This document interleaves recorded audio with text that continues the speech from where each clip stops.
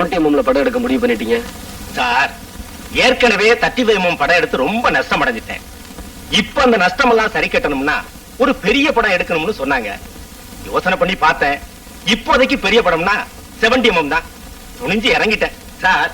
Complete picture அவுட்டோர்ல தான். 2 மாசம் காஷ்மீர்ல ஷூட்டிங். காஷ்மீர்லயா? காஷ்மீர் தான், டெல்லி பார்த்துருக்கு. அதுதான் சாரி, என்னால அந்த படத்துல வேலை செய்ய முடியாது. என்ன சார் நீங்க? தமிழ்ல முதல்ல 70mm படம் எடுக்கிறோம்.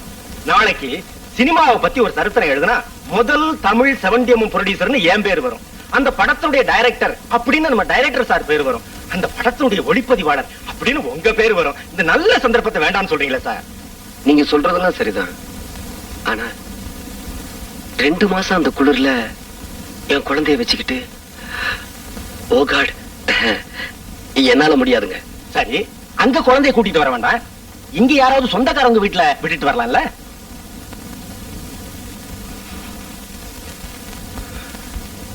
அப்படி யாரும் எனக்கு கிடையாது. என் குழந்தைய பிரிஞ்ச என்னால இருக்க முடியாது. நீங்க போகலாம். அவசரம் ஒண்ணு இல்ல, நாங்க அடுத்த வாரம் வர்றோம். நல்லா யோசனை பண்ணி சொல்லுங்க. இப்போதைக்கு இந்த அட்வான்ஸ் மட்டும் வாங்கிக்கங்க சார். ப்ளீஸ், என்ன தொந்தரவு பண்ணாதீங்க. நீங்க போயிட்டு வாங்க. அப்போ நாங்க அடுத்த வாரம் வர்றோம் சார்.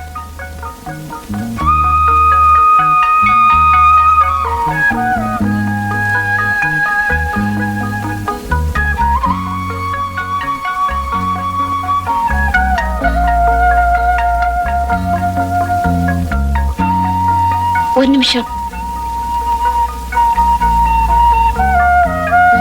தற்செயலா கொஞ்ச நேரத்துக்கு முன்னாடி இங்க நடந்த பேச்சுவார்த்தை எல்லாம் கேட்க வேண்டிய சூழ்நிலை ஆயிடுச்சு.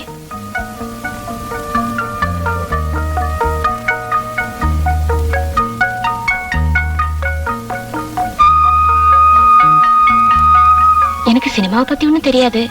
ஆனா நீங்க பேசினதுல இருந்து அது ஒரு நல்ல சந்தர்ப்பம் நினைக்கிறேன். அதையும் வேணான்னு சொன்னீங்க? நான் சரித்திரத்துல இடம்பெற கேமராமேனா இருக்கிறத விட என் குழந்தைக்கு உண்மையான தகப்பனா இருக்க விரும்புறேன். நீங்க தப்பா நினைக்கிறேன்னா கொஞ்ச நாள் உங்க குழந்தைகிட்ட பழகிற உரிமையில, நம்பிக்கையில நான் ஒண்ணு சொல்லலாமா? முரளி நான் பாத்துக்கிறேன், நீங்க போயிட்டு வாங்க. முரளி, முரளி. டாடி ஊருக்கு போயிட்டு வர வரைக்கும் நீ என் கூட இருப்பல்ல? அழமாட்டியே? அழமாட்டேன். டாடி கிட்ட சொல்லு. டாடி டாடி, நீங்க ஊருக்கு போயிட்டு வாங்க, நான் அழமாட்டேன்.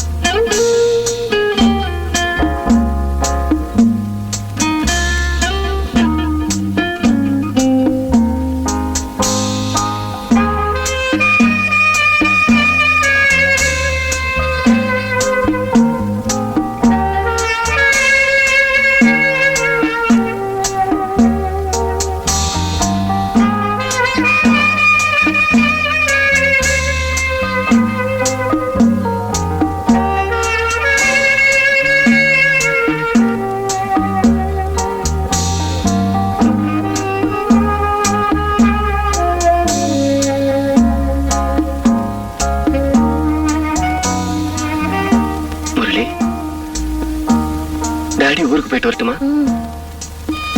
அழாம இருக்கணும். எப்ப வருவீங்க டாடி?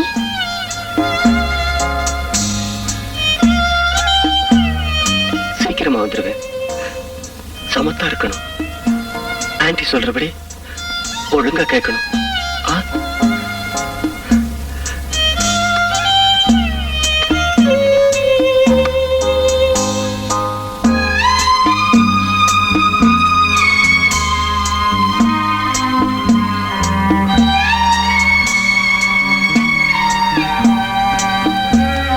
கல்யாணி, நான் போயிட்டு வரட்டுமா?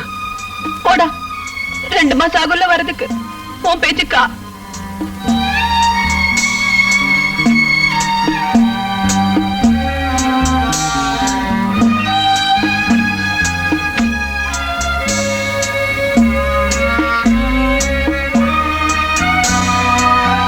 நான் வரட்டுமா?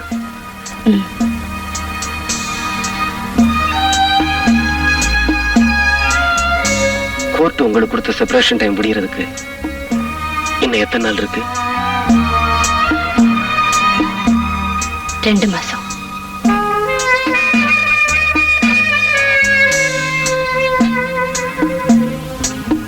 நான் ஊருக்கு போயிட்டு வந்த உடனே உங்ககிட்ட ஒரு முக்கியமான விஷயம் பேசணும்.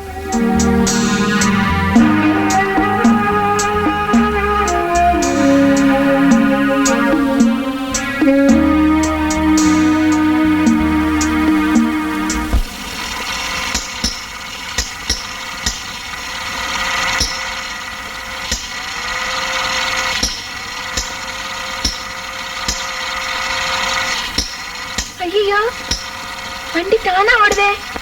ஐயோ, டேடே, நான் ஒரு வாட்டிடா. உனக்கு இதெல்லாம் தெரியாது மண்டிப்பா. எனக்கா தெரியாது? இவரு பெரிய இவரு. இப்ப என்ன பண்ணுவேன்? இனிமே என்ன என்ன என்ன அப்ப கொடுத்துருக்கலாம்ல. இப்ப என்ன தகராறு பண்றது? இனிமே இது எனக்கு தான் தெரியாது. என்னது? அது தெரியும். என்ன சண்டைன்னு கேட்டேன். விளையாடுறதுக்கு கார் கேட்டா தவற மாட்டேன்னு சொல்றோம். எங்க அப்பா வாங்கி தந்தாரு. உங்க அப்பா வாங்கி தந்தாரு. அப்படின்னா நேத்து கடல் முட்டை வாங்கி கொடுத்தல, அத முதல்ல கக்கு. நேத்து நான் உனக்கு லட்டு கொடுத்தேன்ல, முதல்ல அத கக்கு. என்னடி இது? சின்ன குழந்தைகிட்ட போய் குடு. குடுறே.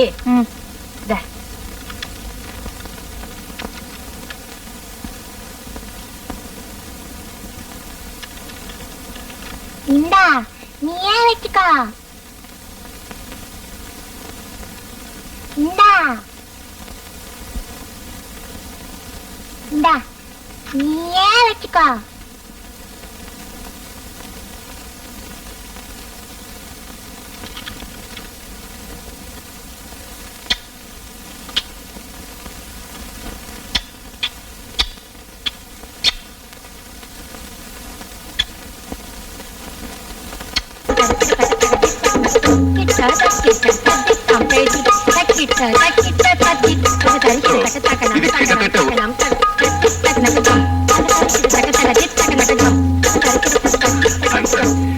இது கிட்டத்தட்ட 1 கோடி ரூபாய் செலவாகும். செலவு பத்தி கவலைப்படாதீங்க. உங்களோட பார்ட்னரா இருக்கிறத பத்தி தான் பெருமையா நினைச்சிருக்கேன்.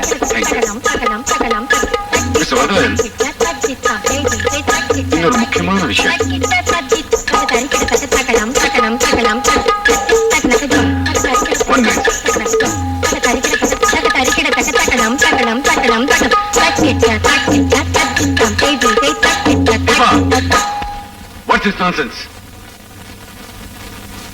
நான் உள்ள எவ்வளவு முக்கியமான விஷயம் பேசிட்டு இருக்கேன். கொஞ்சம் கூட நாகரிகம் இல்லாம ஆட்டம் போட்டுக்கிட்டு இருக்கே. உங்களுக்கு உங்க பிசினஸ் முக்கியம், எனக்கு என் கலை முக்கியம். ஆமா, பொல்லாத கலை. இப்படி நேரம் காலம் தெரியாம ஆடிட்டு இருக்கியே, அதுக்கு பேர் தான் கலையா? கொஞ்சம் நிதானமா பேசுங்க. என் ஆட்டத்தை ரசிச்சுதானே என்ன இந்த வீட்டுக்கு கூட்டிட்டு வந்தீங்க. அதான் என் வாழ்க்கையில நான் செஞ்ச மிகப்பெரிய தப்பு. இனிமே இந்த வீட்டுல ரிஹர்சல்ங்கிற பேர்ல கூத்தடிச்சிங்க, எனக்கு கட்ட கோவம் வரும். இந்த வீடு இல்ல, இமயமலையில இருந்தாலும் என் கால் ஆடிக்கிட்டு தான் இருக்கும். உன்னால என் நிம்மதியே போச்சு.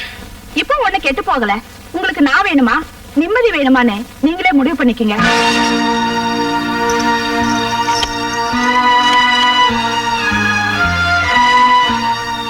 மிஸ்டர் ரமேஷ், வாழ்க்கைங்கிறது நாம தேடிக்கிறது இல்ல, அதுவா அமையுது. உங்களுக்கு ஒரு அற்புதமான வாழ்க்கை அமைஞ்சது. ஆனா அதனுடைய அருமை தெரியாம நீங்க அதை தொலைச்சிட்டீங்க. சில அதிர்ஷ்டசாலிகளுக்கு தொலைஞ்சு போன பொருள் கூட திரும்ப கிடைச்சிரும். உங்க வாழ்க்கையும் திரும்ப கிடைக்கலாம். Why don't you try it? Business பத்தி வேற ஒரு நாள் பேசுவோம். Good night. யாருங்க வீட்டுல? தந்தி வந்திருக்கு.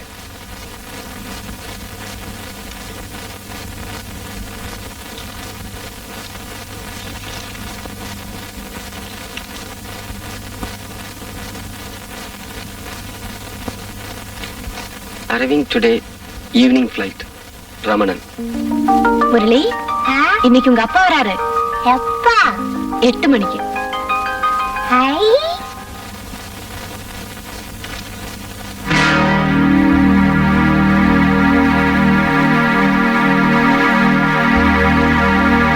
லட்சுமி,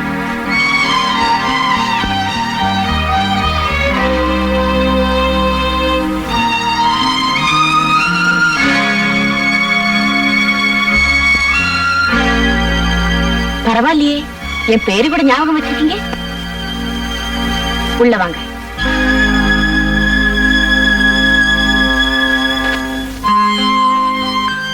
உட்காருங்க. பரவாயில்ல, உட்காருங்க. வீட்டுக்கு வந்து உங்களை உபசரிக்க வேண்டியது என்னோட பொறுப்பு. உட்காருங்க.